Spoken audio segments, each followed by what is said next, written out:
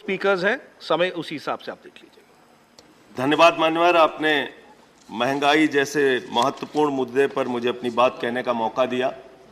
जिस महंगाई से पूरा देश कराह रहा है, मैं चंद लाइनों से अपनी बात शुरू करूंगा कि वो जिनके हाथ में हर वक्त छाले रहते हैं, वो जिनके हाथ में हर वक्त छाले रहते हैं, आबाद उन्हीं के दम पे महल वाले रहते हैं। ये देश जिनके हाथ में छाले हैं मान्यवर, उन्हीं के दम पर है, उन्हीं के दम पर है। लेकिन ये सरकार किसके लिए काम कर रही है?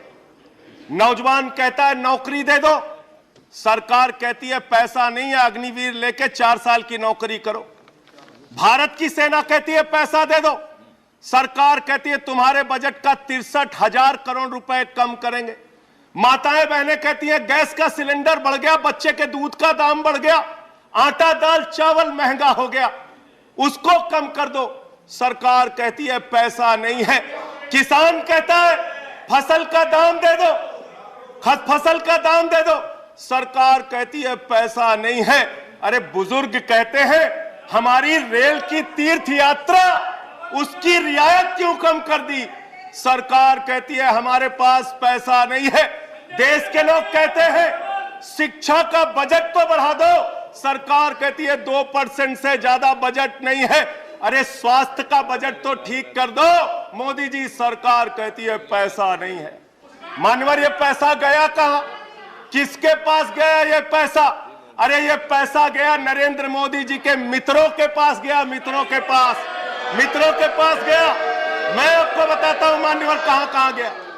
20,000 करोड़ रुपए लेके नीरव मोदी मेहुल चौकसी भाग गया, 10,000 करोड़ रुपए लेके विजय माल्या भाग गया, 3,000 करोड़ रुपए लेके ललित मोदी भाग गया, 6,000 करोड़ लेके नितिन संदेशरा भाग गया। और ये मेरी जानकारी नहीं है, ये मेरी जानकारी नहीं मान्यवर, इस सरकार ने बताया पूंजीपतियों का 11 लाख करोड़ रुपए माफ किया। 11 लाख करोड़ रुपए आप जीरो लगाते लगाते थक जाएंगे मान्यवर, इतना पैसा इन्होंने पूंजीपतियों को माफ किया। और इस सरकार को एक सनक है, इस सरकार को एक सनक है, मोदी सरकार को एक सनक है, उसको यह सनक है हमको अपने मित्र को अमीर बनाना है, हमको अपने मित्र को अमीर बनाना है, हमको अपने मित्र को दुनिया का सबसे बड़ा अमीर बनाना है। और मालूम है मान्यवर उसको कितना कर्जा दिया इस सरकार ने? 2.5 लाख करोड़ रुपए, 2.5 लाख करोड़ रुपए मान्यवर, 2.5 लाख करोड़ रुपए। जीरो लगाते लगाते थक जाएंगे।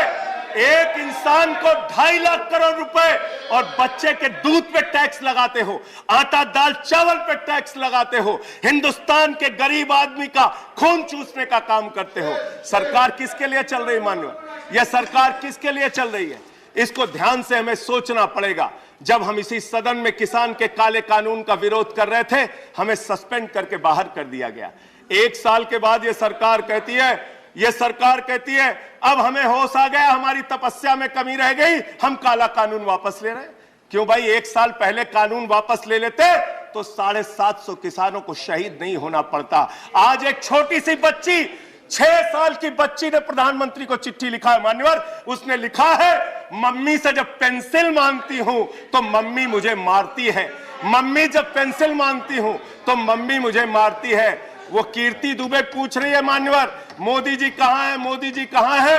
मैं उस कीर्ति दुबे को बताना चाहता हूं मोदी जी की पूरी सरकार झारखंड में विधायकों की मंडी में व्यस्त है, विधायकों की मंडी में व्यस्त है, विधायक के खरीदने में लगे मान्यवर, विधायक खरीदने में लगे।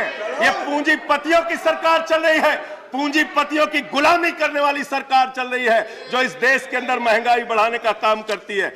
गरीब के लिए खाने के लिए पैसा नहीं, 800 दवाओं पर, कैंसर की दवा पे, किडनी की दवा पे, टीबी की दवा पे आपने दाम बढ़ा दिया, आपने अस्पताल के कमरे तक पे दाम बढ़ा दिया। आपकी सरकार डीएचएफएल के लिए काम करती है। 34,000 करोड़ रुपए बैंकों का घोटाला डीएचएफएल ने किया और 29 करोड़ रुपए भारतीय जनता पार्टी को चंदा दिया है मान्यवर। इनसे हिसाब मांगना चाहिए। क्यों नहीं जाती ईडी इनके पास, क्यों नहीं जाती सीबीआई इनके पास? इनसे सवाल पूछना चाहिए मान्यवर। मैं सिर्फ इतना कहना चाहता हूं, आप खाने के लिए आपके पास, सरकार के पास पैसा नहीं, उस पर तो टैक्स बढ़ा देते हो, लेकिन गुजरात के अंदर जहरीली शराब पिलाते हो लोगों को, जहरीली शराब 75 लोग जहरीली शराब पी के गुजरात के अंदर मर गए। मानो 75 लोगों की जान चली गई। दिल्ली के मुख्यमंत्री केजरीवाल जाते हैं देखने, गुजरात का मुख्यमंत्री उन लोगों से मिलने नहीं जाता। देश के प्रधानमंत्री उन लोगों से मिलने नहीं जाते, दिल्ली के मुख्यमंत्री केजरीवाल उन लोगों से मिलने जाते हैं।